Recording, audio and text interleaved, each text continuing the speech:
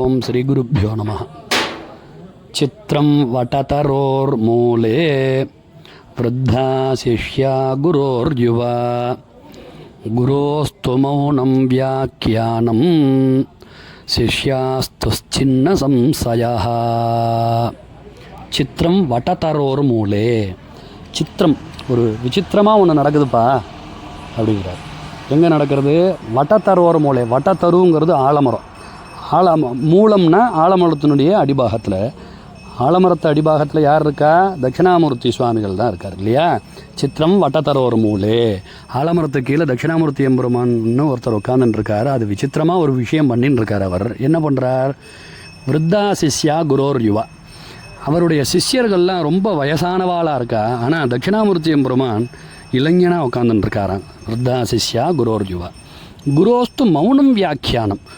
குருநாதராக இருக்கக்கூடிய தட்சிணாமூர்த்தி எம்பெருமான் மௌனத்தினால வியாக்கியானம் பண்ணின்னு இருக்காரான், சின்முத்திரையினால்.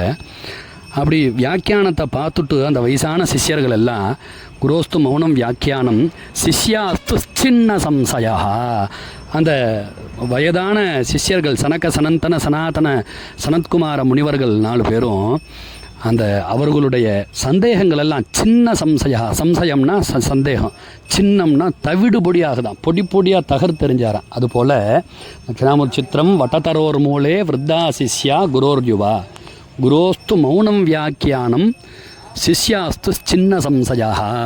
ஆலமர நீழல்ல இளைஞனாக உட்காந்து குருநாதர் தட்சிணாமூர்த்தியின் ரூபமாக இருக்கார். ஆனால் அவர்களுடைய சிஷ்யர்கள் 4 பேர் ரொம்ப வயசானவாளாக இருக்கா. இவர் வாயை திறந்து விளக்கெல்லாம் சொல்லலை, சின்முத்திரையினால் வியாக்கியானம் பண்ணுறார். சிஷ்யர்களுடைய சந்தேகங்கள் எல்லாம் தவிடு பொடியாகுது.